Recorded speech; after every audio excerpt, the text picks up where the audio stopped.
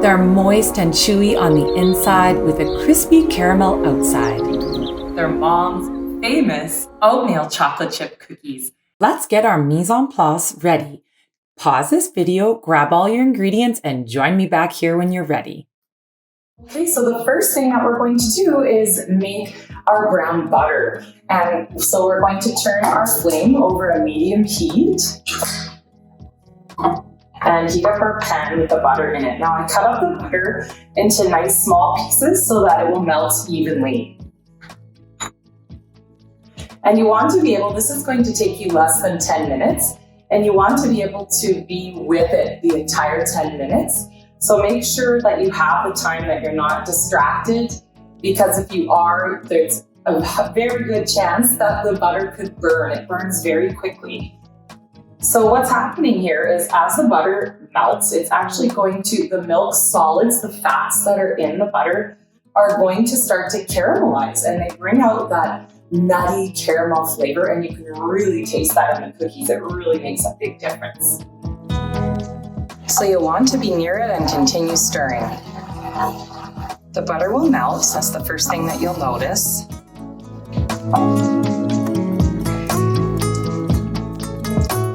The second thing you'll notice is that the butter will start crackling, and it will probably start around the outside, and then it will be quite loud. It'll be crackling all through, as you can see the bubbling and the crackling noise.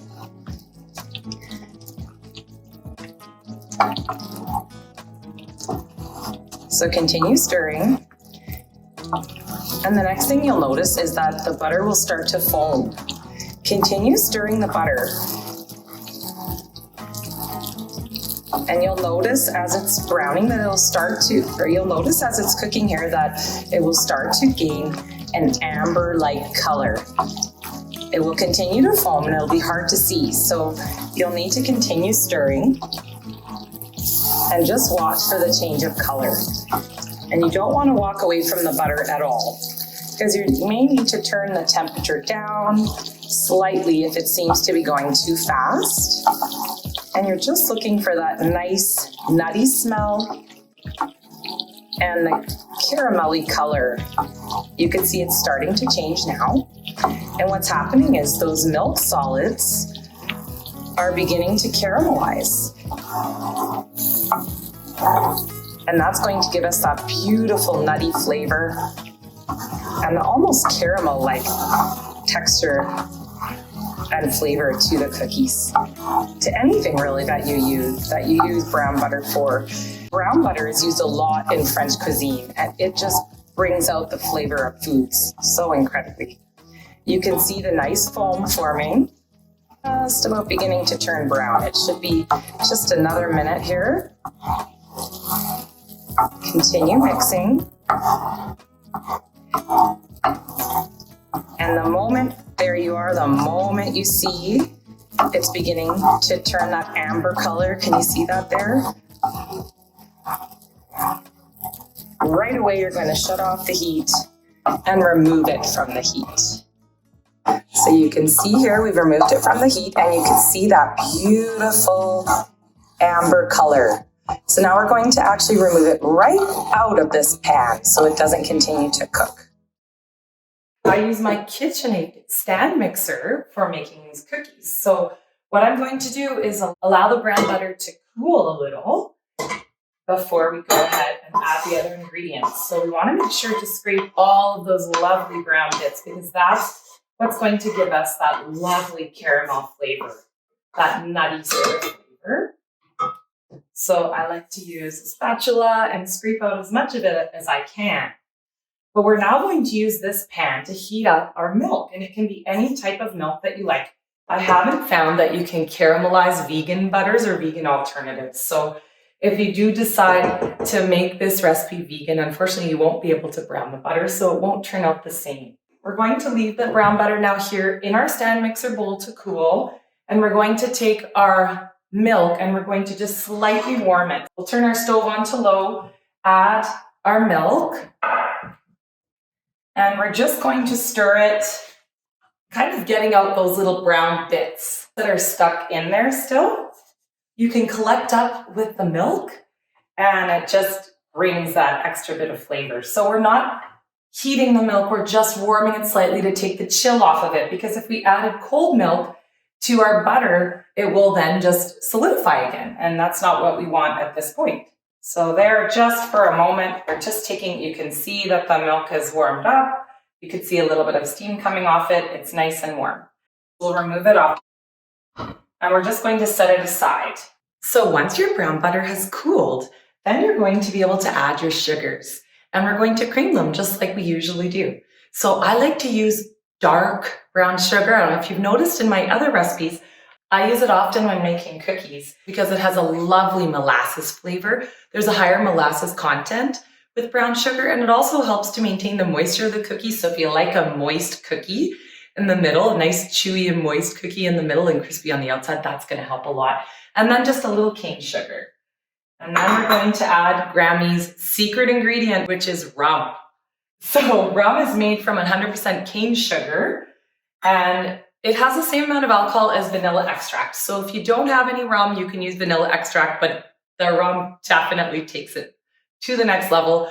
I don't drink alcohol, but I have the rum around just for these cookies. So, and then we're going to add in just a little bit of 10% Greek yogurt. Now, the reason that we add the Greek yogurt is actually acidic. The acidity in the yogurt will actually help to activate baking soda. So we'll place that in our mixer, and we're going to be using the paddle attachment for this. If you don't have a stand mixer and all that you have is a handheld mixer, that's okay too, you can use that. So we'll go ahead and we're just going to give that a good mix. Start on low and then bring it to high, and we'll just mix that up until it's nice and creamy. So while that's mixing up, we're just going to sift our flours together, which we've already pre-measured in our mise en place. Our crazy good gluten-free all-purpose flour, click this link here if you don't know how to make this. Our baking powder, baking soda, and salt.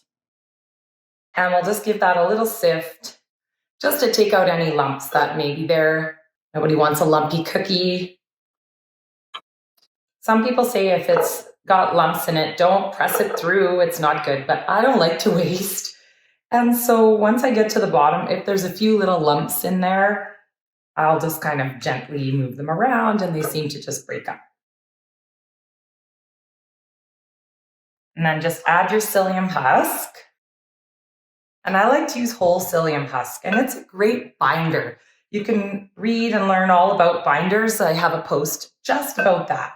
So give it a little whisk, and then let's head back on over to our mixer and we'll start mixing up our cookie dough. So now I like to keep the machine, my stand mixer, running on low and just put about half of my dry ingredients and let them mix up on low. Slowly turn it up as you see it's getting incorporated. Turn it back down to low and add the rest. Let that incorporate. And then let's scrape down the sides. See, some of my brown butter escaped to the top, so I'll just scrape all of that down. Oh, this smells so good already. You're just going to want to eat the cookie dough. But the good thing is you can, because there's no eggs in it. It's completely safe to give it a taste. Not that I ever do that. Okay, so now we're going to continue mixing. When you feel like it looks quite incorporated, turn it on low as it can go. Go ahead and grab that warm milk. Make sure it's still slightly warm, but not hot to the touch. And then just add it in. Keep mixing on low and then scrape down the sides again.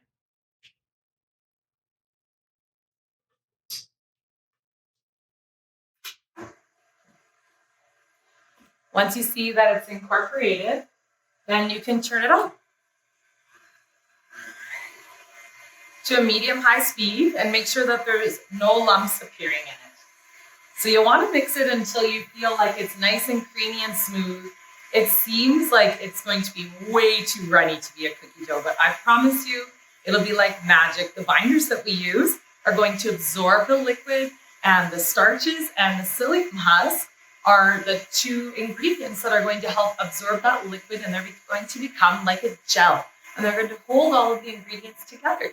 So this is one of the magical ingredients that we use in gluten-free dough and cookies to kind of act like gluten, to replace the gluten. So mine looks nice and smooth now. You usually mix it for about 2 minutes, and then we'll turn it on low again, and we'll add all of our oats. So these are my gluten-free oats. I have a link to the ones that I like to use on my blog at AmericanCrazy.com. So now we're going to let these incorporate and turn it up again. We're going to mix it on medium for about 2 minutes, same thing. You might really be tempted at this point to add more flour or more oats because you're looking at it and thinking, this is not cookie dough, it's way too runny, but please don't, just give it the time. We're going to chill it, and in this time, you'll notice that it's like magic. The dough will all of a sudden look just like a regular cookie dough.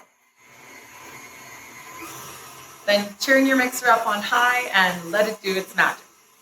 Once your cookie dough looks really well incorporated, it's been mixed for at least 2 minutes.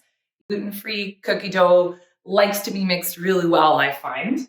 So then you're going to look at it and you're going to think this is way too runny. But remember, don't add anything else. So then we're just going to add our chocolate chips. And I love mixing different types of chocolate chips. I find it brings like a nice kind of subtle flavor to my cookies. So I used here bittersweet and milk chocolate chips. Pour them in. Some people say not to use the mixer for chocolate chips, but I just find if I put it on low, just give it a little mix, then they're totally fine. They don't break up. And there we are, it's ready to go. So all we're going to do now is remove our cookie dough. As you can see here, it's already thickening up. It's still a little runnier than we would normally expect a cookie dough to be. So what we're going to do in order to develop the flavor of the dough a little and to allow the psyllium husk and the tapioca starch to absorb some of the liquid, we're going to break down your sides, get all that dough in a ball. Then we're going to place a lid on top. This is why I love my glass KitchenAid bowl, and I'm not paid by KitchenAid at all. I just love this. So the lid fits. You can use anything to cover it. Just make sure it's covered so it doesn't lose its moisture. We're going to refrigerate our dough now for 15 minutes. So while that's happening, let's go and clean up our kitchen. Caught red-handed.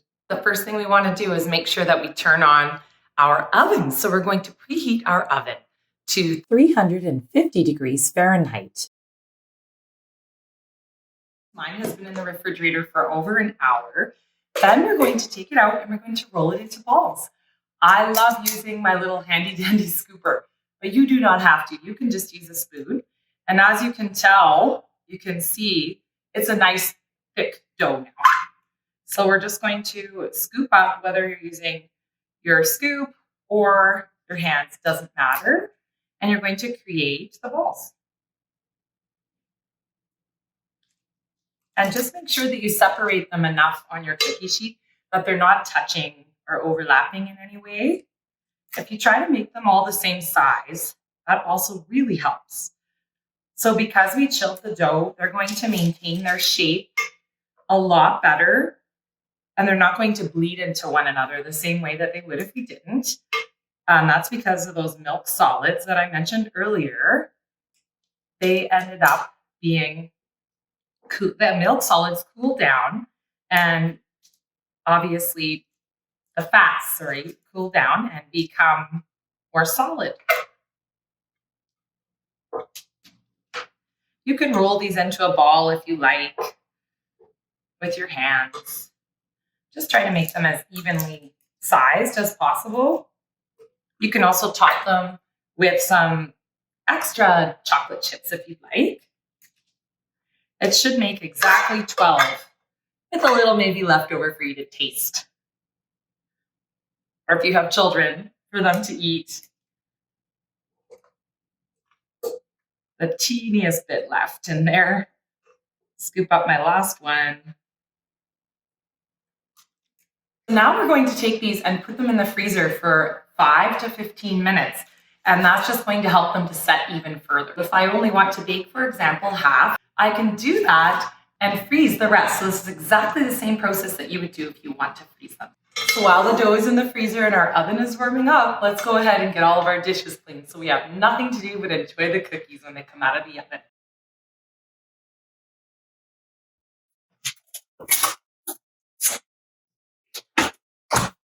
So my cookies are ready to go into the oven. If they're left in the freezer for longer than 15 minutes to half an hour, you might need to add a couple minutes onto your cook time. And make sure that your oven has been preheating. Place them right in the center rack. I like to leave the oven light on as well so I can keep an eye on them. See you in 10 minutes. As your cookies are baking, they will start to slowly spread out and then puff up. They'll then start to turn brown. It is at this point that you'll want to take them out of the oven as soon as you see they start to flatten slightly. Oh my gosh, they smell so good. Look at those. And here they are. Don't eat your cookies yet. If you try to pick it up right now, they'll be really crumbly and fall apart. They're still cooking. After 5 minutes, I can already pick up my cookie. So I want to show you while it's still nice and hot. Oh my goodness, look at that. They're so good.